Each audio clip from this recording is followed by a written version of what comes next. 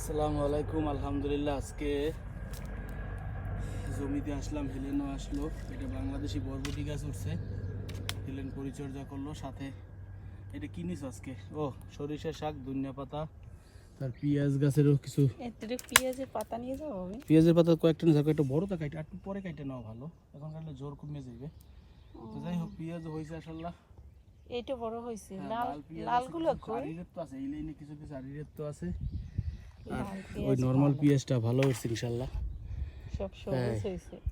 আর তোমার সরিষা গাছ ভিতরেরটা এখন উঠে খাইয়ে ফেলাইলে, এইটা খাওয়ার পরে ওইটা খাইলে হবে ইনশাল্লাহ। ফাঁকে ফাঁকে করি সবাই সবজি, একটা রাইখা দিলে জমিটা মাইট যায়, ওইটার ভিতরে আর একটা লাগাই দেওয়া যায়, যে খাইয়ে সাথে সাথে আবার মিটাই ফেলানো। এইটা হেলেনের এবার বুদ্ধিটা ভালো হয়েছে। ওই দিকে কি উঠছে ওইটা?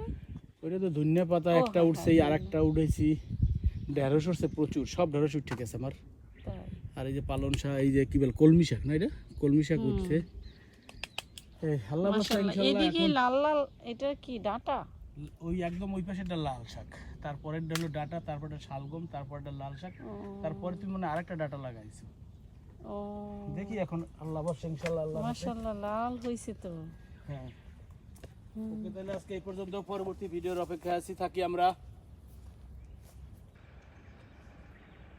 আলহামদুলিল্লাহ, শুকরিয়া, আল্লাহ হাফেজ। সুন্দর হয়েছে।